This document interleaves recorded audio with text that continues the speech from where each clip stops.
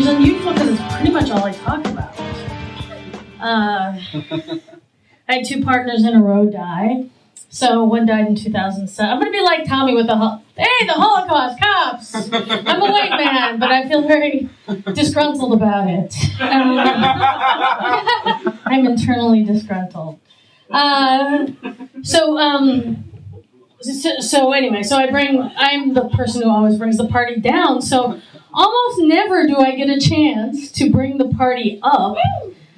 So Tommy, thank you so much. I really appreciate that. That almost never happens to me. Okay, so I told last time when I gave 3 choices. One of the choices, besides some love story or something, probably involving death, because all my love stories do.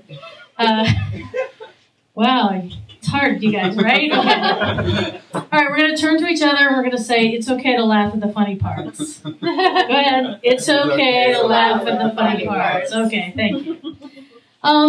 So one of the options that I believe I gave was a story called Mother Teresa is a Bitch.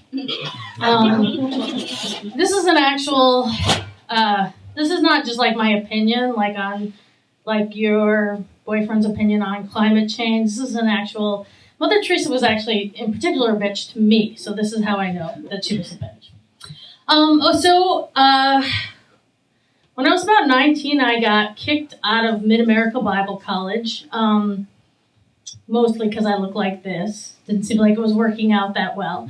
And it was just kind of like I didn't really know what to do. Most of my family goes into the military, and I was the kind of kid that tried to save, like every day when it rained, I would miss the bus because I was picking up worms, to keep them from getting run over by cars. So that's not the kind of behavior they want at boot camp.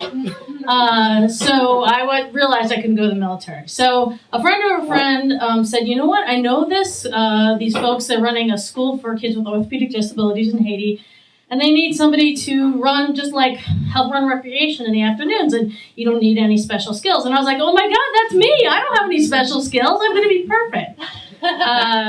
So I showed up there. I was 1989. The country was in the middle of a civil war, and the school kept closing down because they were in the middle of a civil war. And then they sent all the kids home, and then it was just me at the school for kids with orthopedic disabilities, just waiting for the kids to come back to school, right? There wasn't that much to do. So one day there was an American dentist visiting the school, and he said, hey, Kelly, I'm going to go volunteer at the Home for the Dying today. Would you like to come? I was like, well, that sounds cheery, right? The Home for the Dying. That sounds pretty fun. But I was enough of an adolescent. I wasn't even 20 then, I don't think, to turn that question into kind of more of a challenge and saying yes just for the sake of pride. So we walked over. It was like a 15-minute walk to the Home for the Dying. And when we got there, we walked in, and there was this small figure. I just see this small figure walk by in all white except for a blue stripe and this apron. And I was like, oh my God, Rich, you didn't tell me this place is run by nuns. I was like, oh, I don't even know how to act about nuns. What do you do? How do you greet a nun? Do you kiss her ring? No, that's the Pope. Do you genuflect? No, that's actually Jesus. I didn't know exactly what to do. And he said, oh, Kelly, they're just people. And then that sister turned around, and I was like, whoa, yeah, she's a person, and she's a really hot one. And so I can still see her face. And, when I close my eyes late at night, I can still see her face. And she said, oh, Jesus must have known to send you today. Jesus knew to send you today because somebody needed to clean up. Actually, one of the bodies had blown up in the morgue. And so we're all cleaning up the morgue, and so we need some extra help. And then she was carrying a 50-pound bag of concrete on one shoulder. And then so she could lead me up the stairs, she went like this and moved it to the other shoulder and then took my hand. So I was instantly in love, right? There was no going back after that moment. So I kept thinking, I'll just go for one more day, volunteer at the Missionaries of Charity. It's a convent run by Mother Teresa, But they kept having more and more civil war, and so the kids didn't come back to school. So by the end of the summer, that was 9 months, I was in love, and not just with, Sister Mary a concrete carrier, which is what you might think. I was actually in love with all of them. Like, everything about them made me swoon, right? It was like the way they walked all quietly on the steps, and, the way they worked so silently, and how they did all this hard manual labor, and like when they rolled up their shirt sleeves, how you could see how all that manual labor made their forearms really lickable, So I kind of kept hoping that my crush would spend itself, But indeed it did not. And as it turns out, it's important to be Catholic to be a nun. I don't know if you know that.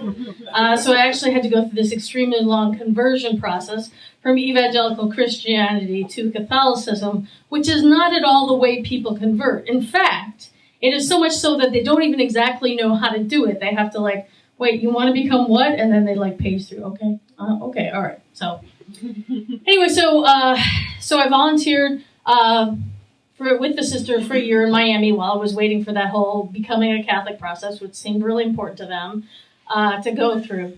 And at the end, and I knew a lot about the work that they did. They did this really amazing work with people who otherwise would have died on the streets, right?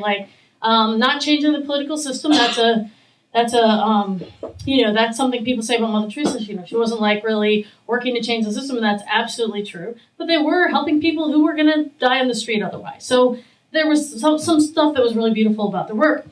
I knew about their work, but I did not know about their life inside the convent, which was way grimmer. So my very last day, when I was about to go join the Missionaries of Charity, you have to join, Americans all join in the South Bronx. And so I went to tea with the Miami sisters, and they made me this card, and they were so proud of the card, right? And they hand it to me, and it says, "Welcome home, sister," which is beautiful, right? That's such a beautiful thing to look at. And but when I looked closer, all the where there was holes in all the letters and stuff, they were filled with red, and then there were drops coming down. And one of the sisters said, "Do you know what that is?" And I said, "No, indeed I do not." And she said, "We drew in the blood of Jesus." And so the text of the card was, "Welcome to your beautiful vocation. Your love of Jesus must destroy you. It must destroy you completely!" Exclamation point, exclamation point, exclamation point. And so all the sisters were looking at me. I mean, they had spent a long time making this card, and I was like, "Thanks, it's really intense. Yeah, it's pretty intense. Thank you." So that seemed like a good enough description for them. So I joined, walked up the steps of the Red Brick Convent on 235th Street in the South Bronx, and our mistress, and mistress is exactly the right word, greeted us. And the very first day at dinner, this is how she started this is how she started. She said, "Anytime you have a chance to make things more difficult for yourself, you should always do it, because your own selfish, lazy nature will only make you evil." Which, of course, that's a nice way to make people feel at home and, comfortable. So we tried. Okay, we were really trying. I don't know if you know anything about the Missionaries of Charity, but they're an extreme. They're they're not like those nuns you see that have matching pocketbooks and shoes, running around. These are real nuns, austere nuns. Anytime we wanted to make ourselves willingly suffer, they had already beat us to it, right? For example, we didn't use deodorant. We didn't use air conditioners or fans, or even once they found out that the windows were that people could hear us praying from outside, during the summer we didn't even open the windows of the third floor convent in the South Bronx, right? And you weren't even supposed to, when you were praying, if sweat was dripping down, you weren't even supposed to wipe it away, because you were supposed to be offering that up, right? Which meant there was sometimes a little puddle of sweat around you as you prayed.